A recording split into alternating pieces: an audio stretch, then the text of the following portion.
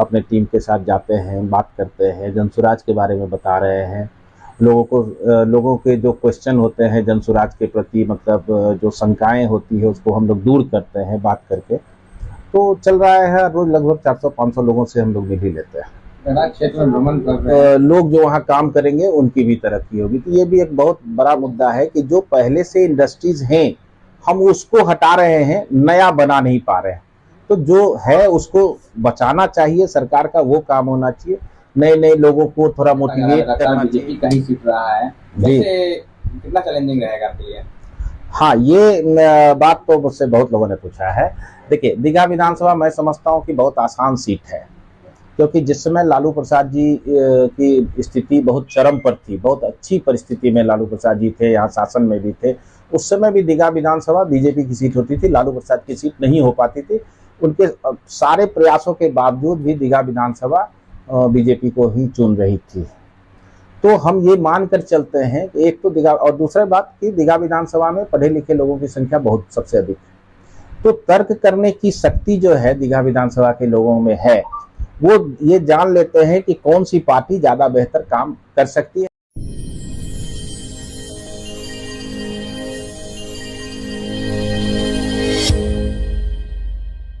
वाली है, क्या कुछ तैयारियां करी? अभी मैदान में उतरे हैं दीघा विधानसभा से, क्या कुछ तैयारियां?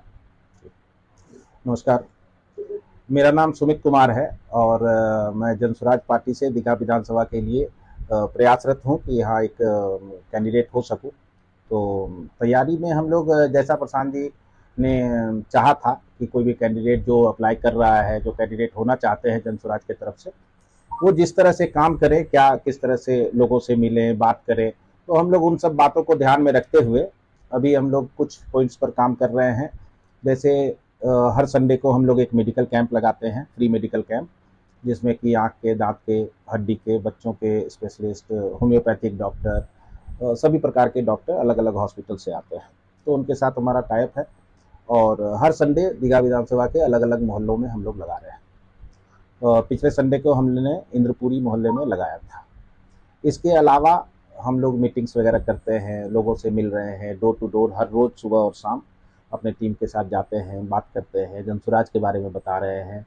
लोगों के जो क्वेश्चन होते हैं जनसुराज के प्रति, मतलब जो शंकाएं होती है उसको हम लोग दूर करते हैं बात करके। तो चल रहा है, रोज लगभग 400-500 लोगों से हम लोग मिल ही लेते हैं। मैदान क्षेत्र में भ्रमण कर रहे हैं, तमाम समस्या को भी देखते हुए कुछ ऐसी समस्या बताइए जिनको आप हल करना चाहते हैं। देखिए, दीघा विधानसभा क्षेत्र में अगर समस्याओं की बात करें तो बहुत सारी समस्याएं हैं। मुख्य रूप से जो समस्या है जिस पर कि हर राजनीतिक पार्टी का ध्यान जाता है, जो राजीव नगर क्षेत्र का जो ज़मीन है, वो ज़मीन अभी भी फ्री होल्ड नहीं हो पाया है। सारे पार्टी आते हैं, आश्वासन देते हैं और चले जाते हैं, बरसों से ये ऐसा ही है। इसी तरह का इशू आपको नेहरू नगर में बाढ़ से बचने के लिए कुछ लोगों को घर बना करके दिया गया था बाद में। बाकी सभी जगह पर उस क्षेत्र को, उस घरों को फ्री होल्ड कर दिया गया है, लेकिन नेहरू नगर का अभी भी बहुत बड़ा क्षेत्र है जिसको फ्री होल्ड नहीं किया गया है। तो ये सब एक मुख्य मुद्दा है। इसके अलावा आप मुख्य मुद्दा में जाएंगे तो जब हम लोग बच्चा हुआ करते थे तो उस समय हमने देखा था कि इंडस्ट्रियल एरिया में कितने सारे फैक्ट्री होते थे, कितने लोग काम करते थे। आज सरकार का जो इंडस्ट्रीज के प्रति जो रवैया है, तो आप देखेंगे कि वहाँ से धीरे धीरे सारे इंडस्ट्रीज बंद होते चले गए हैं। अभी भी सरकार कोशिश कर रही है कि किस तरह से सारे इंडस्ट्रीज जो बचे हुए हैं उनको कैसे बंद कर दिया जाए, और वहाँ पे अपार्टमेंट्स, मॉल ये सब खोल रहे हैं। लेकिन सिर्फ अपार्टमेंट मॉल खोलने से यहाँ की जनता को फ़ायदा नहीं होगा। यहाँ की जनता को रोजगार के लिए फैक्ट्रीज होने चाहिए, यहाँ का अपना कुछ उपज हो, कुछ सामान हम लोग बनाएं जो बाहर भेजें, उससे जो इनकम होगा तो राज्य का भी तरक्की होगा और लोग जो वहाँ काम करेंगे उनकी भी तरक्की होगी। तो ये भी एक बहुत बड़ा मुद्दा है कि जो पहले से इंडस्ट्रीज हैं हम उसको हटा रहे हैं, नया बना नहीं पा रहे हैं। तो जो है उसको बचाना चाहिए, सरकार का वो काम होना चाहिए। नए नए लोगों को थोड़ा मोटिवेट करना चाहिए कि आप आइए वहाँ अपना इंडस्ट्री लगाइए। तो ये काम नहीं हो रहा है, इंडस्ट्रीज को बंद करने की सारी तैयारी उनकी चल रही है।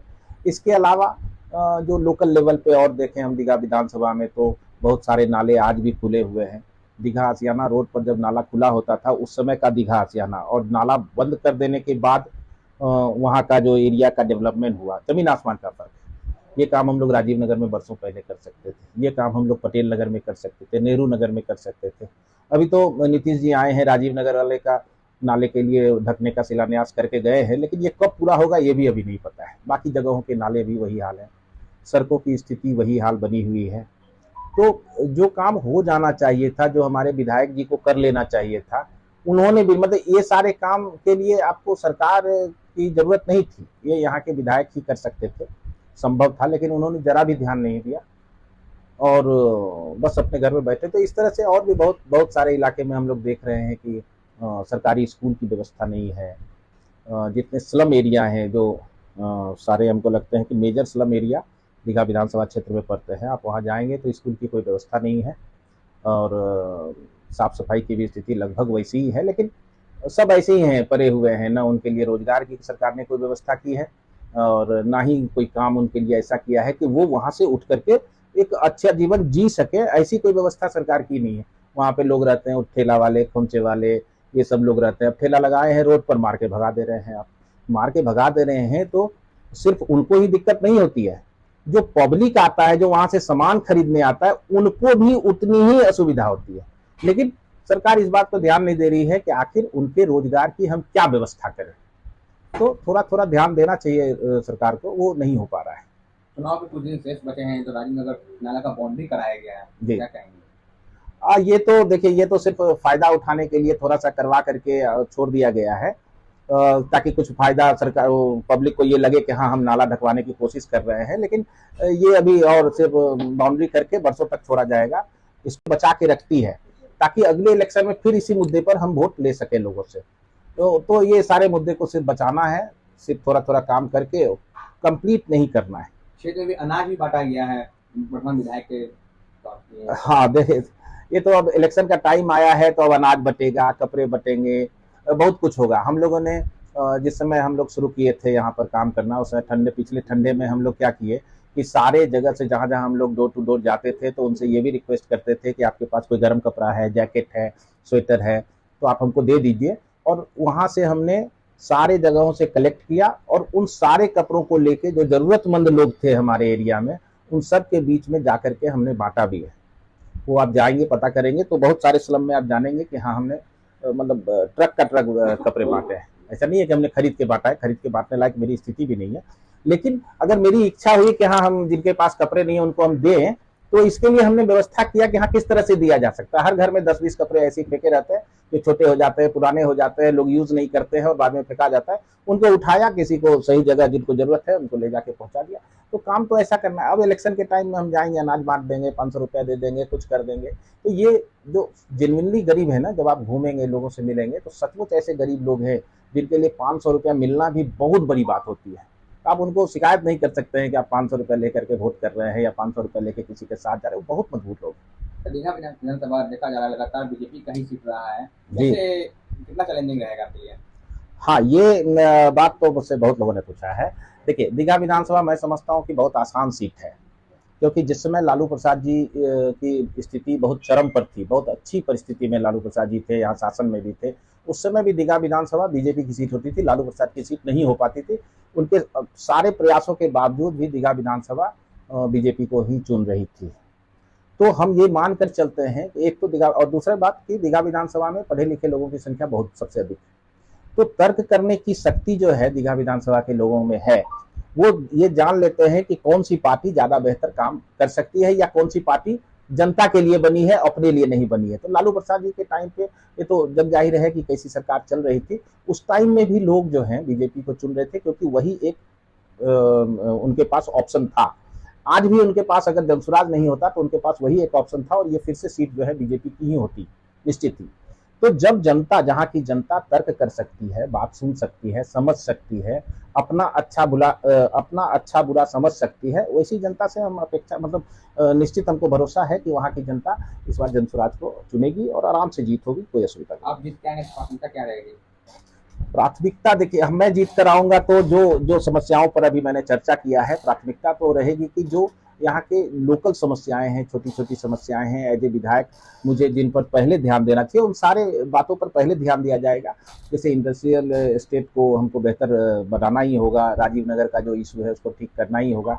अभी हम कहें कि हम आएंगे सब ठीक कर देंगे, तो ऐसा तो कहने वाले कितने नेता आए और चले गए, सब लोग कह रहे हैं कि हम ठीक करेंगे, लेकिन करता तो कोई है नहीं।